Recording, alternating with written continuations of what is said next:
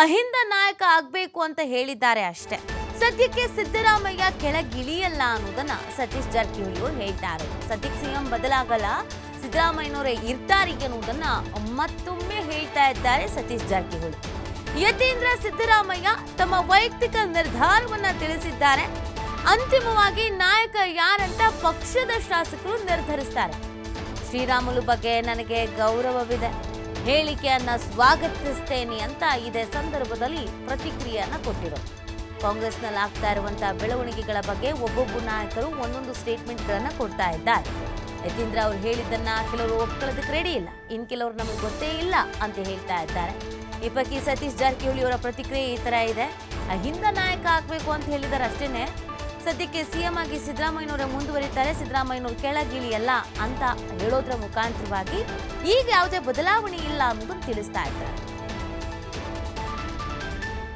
ಈಗ ಸಿಎಂ ಸಿದ್ದರಾಮಯ್ಯ ಪುತ್ರ ಯತೀಂದ್ರ ಅವರು ಹೇಳಿದಂತ ಹೇಳಿಕೆ ಈಗ ಸಾಕಷ್ಟು ರಾಜಕೀಯ ಬಿರುಗಾಳಿ ಸೃಷ್ಟಿ ಮಾಡಿದೆ ಅಂತ ಹೇಳ್ಬೋದು. ಸಿಎಂ ಸಿದ್ದರಾಮಯ್ಯ ನಂತರ ಅವರ ಉತ್ತರಾಧಿಕಾರಿ ಸತೀಶ್ ಜಾರಕಿಹೊಳಿ ಅನ್ನುವಂಥ ಮಾತು ಈಗ ಸಾಕಷ್ಟು ಚರ್ಚೆಗೆ ಬರ್ತಾ ಇದೆ. ಬನ್ನಿ ನಮ್ಮ ಜೊತೆ ಮಾತಾಡೋದಕ್ಕೆ ಸ್ವತಃ ಸತೀಶ್ ಜಾರಕಿಹೊಳಿ ಅವ್ರಿಗೆ ಕೇಳೋಣ. ಸರ್, ಅವತ್ತು ಬಿತ್ತಿದ ಅಹಿಂದ ಹೋರಾಟ ಇವತ್ತು ಫಲ ಕೊಡ್ತಾ ಇದೆ ಅಂತ? ಅಲ್ಲ, ಅವರು ಅಹಿಂದ ನಾಯಕರಾಗಬೇಕಂತ ಹೇಳಿದ್ದಾರೆ, ಮುಖ್ಯಮಂತ್ರಿ ಆಗ್ಬೇಕಂತ ಹೇಳಿಲ್ಲ. ಅಲ್ಲ, ರಾಜ್ಯದಲ್ಲಿ ಸಿದ್ದರಾಮಯ್ಯ ನಂತರ ಅಹಿಂದ ನಾಯಕರಾಗಬೇಕಂತ ಹೇಳಿದಾರೆ ಹೊರತಾಗಿ ಮುಖ್ಯಮಂತ್ರಿ ಅಲ್ಲ. ಮುಖ್ಯಮಂತ್ರಿ ಮಾಡೋದು ಬಿಡೋದು ಪಕ್ಷ ಹೈಕಮಾಂಡ್.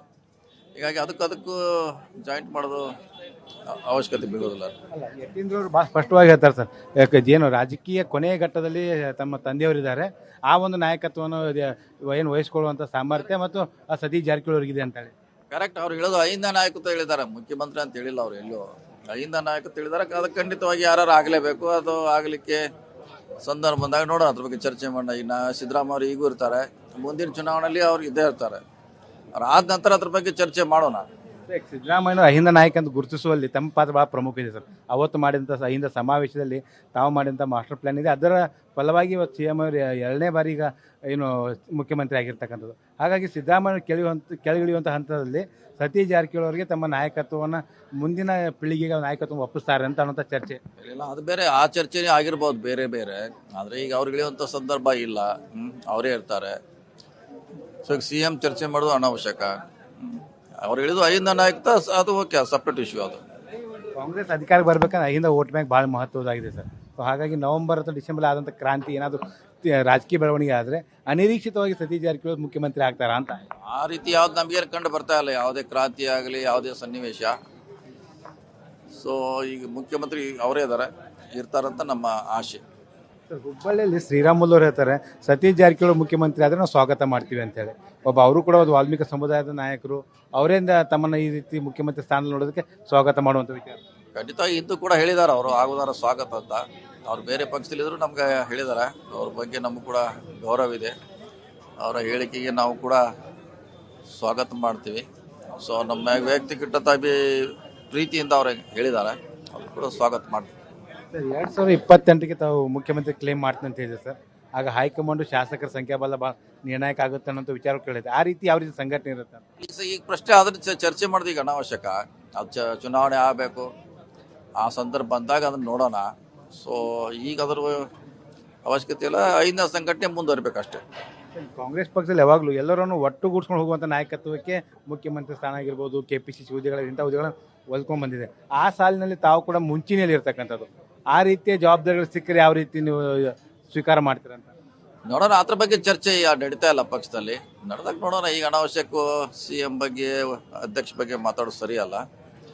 ಅದನ್ನ ಏನು ಮಾಡೋದ್ರ ನಿರ್ಧಾರ ಪಾರ್ಟಿ ಅವ್ರು ಮಾಡಬೇಕು. ನಮ್ಮ ಹಂತಲ್ಲಿ ಅದು ಚರ್ಚೆ ಪ್ರಶ್ನೆ ಉದ್ಭವಿಸೋದಿಲ್ಲ. ಇವತ್ತು ಸತೀಶ್ ಜಾರಕಿಹೊಳಿ ಅಂತ ಮಾತು, ಯಾರು ಮುಖ್ಯಮಂತ್ರಿ ಆಗಬೇಕು, ಯಾರು ನಾಯಕತ್ವ ವಹಿಸಬೇಕು ಅನ್ನೋದು ಕೂಡ ಪಕ್ಷದ ವರಿಷ್ಠರು ತೀರ್ಮಾನ ಮಾಡ್ತಾರೆ ಅನ್ನೋ ಮಾತನಾಡ್ತಾ ಇದ್ದಾರೆ. ಕ್ಯಾಮ್ರಾಮನ್ ರವಿ ಜೊತೆ ಶ್ರೀಧರ್ ಕೊಟ್ಟಾರ್ಗೆ, TV5 ಬೆಳಗಾವಿ.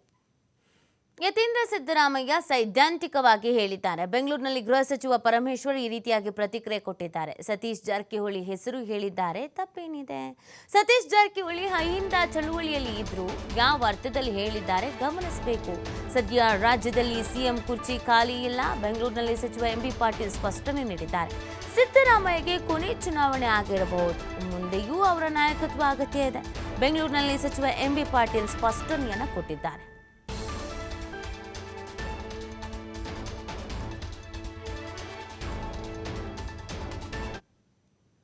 ಇವರು ಸೈದ್ಧಾಂತಿಕವಾಗಿ ಹೇಳಿದ್ದಾರೆ. ಸೈದ್ಧಾಂತಿಕವಾಗಿ ಆ ದಾರಿಯಲ್ಲೇ ಹೋಗ್ತಾರೆ ಸತೀಶ್ ಜಾರಕಿಹೊಳಿ ಅವರು ಅಂತ ಹೇಳಿ, ಯಾಕೆಂದ್ರೆ ಅವ್ರ ಹಿಂದೆ ತಮಗೆ ಜ್ಞಾಪಕ ಇದೆಯಾ ಇಲ್ಲ ಗೊತ್ತಿಲ್ಲ, ಅಹಿಂದ ಪ್ರಾರಂಭ ಮಾಡಿದಾಗ ಸತೀಶ್ ಜಾರಕಿಹೊಳಿ ಅವರು ಕೂಡ ಬಹಳ ಮುಖ್ಯವಾದ ಪಾತ್ರ ವಹಿಸಿದ್ರು. ಇದರ ಹಿನ್ನೆಲೆ ಮೇಲೆ ಅವರು ಹೇಳಿದ್ದಾರೆ.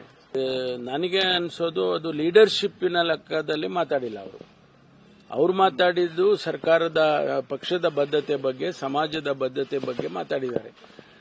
ಸ್ವಾಭಾವಿಕವಾಗಿ ಸತೀಶ್ ಜಾರಕಿಹೊಳಿ ಅವರು ಹಿಂದೆ ಅಹಿಂದ ವರ್ಗದ ಆರ್ಗನೈಸೇಷನ್ ಅಲ್ಲಿ ಇನ್ವಾಲ್ವ್ ಆಗಿದ್ರಿಂದ ಅವರಿಗೆ ಆ ಬದ್ಧತೆ ಇದೆ ಅನ್ನೋ ಮಾತನ್ನ ಹೇಳಿದ್ದಾರೆ. ತಪ್ಪೇನಿಲ್ಲ, ಅವರು ಸೈದ್ಧಾಂತಿಕವಾಗಿ ಹೇಳಿದ್ದಾರೆ.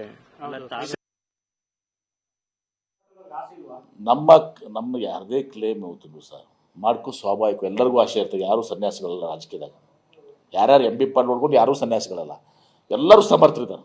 ಡಿ ಕೆ ಶಿವಕುಮಾರ್ ಅವರು ಸಮರ್ಥಿದ್ದಾರೆ, ಸತೀಶ್ ಜಾರಕಿಹೊಳಿ ಅವರು ಸಮರ್ಥಿದ್ದಾರೆ, ಪರಮೇಶ್ವರ್ ಅವರು ಸಮರ್ಥಿದ್ದಾರೆ, ರಾಮಲಿಂಗಡಿ ಅವರು ಸಮರ್ಥಿದ್ದಾರೆ, ಕೃಷ್ಣ ಬೈರೇಗೌಡರು ಸಮರ್ಥಿದ್ದಾರೆ, ಭಾಳಷ್ಟು ಜನ ಸಮರ್ಥಿದ್ದಾರೆ. ನಮ್ಮಲ್ಲಿ ಕೊರತೆ ಇಲ್ಲ, ಲೀಡರ್ಶಿಪ್ ಭಾಳಷ್ಟು ಇದೆ ನಮ್ಮಲ್ಲಿ. ಬಿಜೆಪಿ ಥರ ದಿವಾಳಿ ಆಗಿಲ್ಲ ನಮ್ಮಲ್ಲಿ. ನೋಡಿ, ನಮ್ಮ ಯಾರದೇ ಕ್ಲೇಮ್ ಹೋಗ್ತಿದ್ರು ಸರ್ ಮಾಡ್ಕೊ ಸ್ವಾಭಾವಿಕ, ಎಲ್ಲರಿಗೂ ಆಸೆ ಇರ್ತದೆ. ಯಾರೂ ಸನ್ಯಾಸಿಗಳಲ್ಲ ರಾಜಕೀಯದಾಗ, ಯಾರ್ಯಾರು ಎಂ ಬಿ ಪಾಲ್ ನೋಡ್ಕೊಂಡು ಯಾರೂ ಸನ್ಯಾಸಿಗಳಲ್ಲ, ಎಲ್ಲರೂ ಸಮರ್ಥರಿದ್ದಾರೆ. ಡಿ ಕೆ ಶಿವಕುಮಾರ್ ಅವರು ಸಮರ್ಥಿದ್ದಾರೆ, ಸತೀಶ್ ಜಾರಕಿಹೊಳಿ ಅವರು ಸಮರ್ಥಿದ್ದಾರೆ, ಪರಮೇಶ್ವರ್ ಅವರು ಸಮರ್ಥಿದ್ದಾರೆ, ರಾಮಲಿಂಗಡಿ ಅವರು ಸಮರ್ಥಿದ್ದಾರೆ, ಕೃಷ್ಣ ಬೈರೇಗೌಡರು ಸಮರ್ಥಿದ್ದಾರೆ, ಭಾಳಷ್ಟು ಜನ ಸಮರ್ಥಿದ್ದಾರೆ. ನಮ್ಮಲ್ಲಿ ಕೊರತೆ ಇಲ್ಲ, ಲೀಡರ್ಶಿಪ್ ಭಾಳಷ್ಟು ಇದೆ ನಮ್ಮಲ್ಲಿ.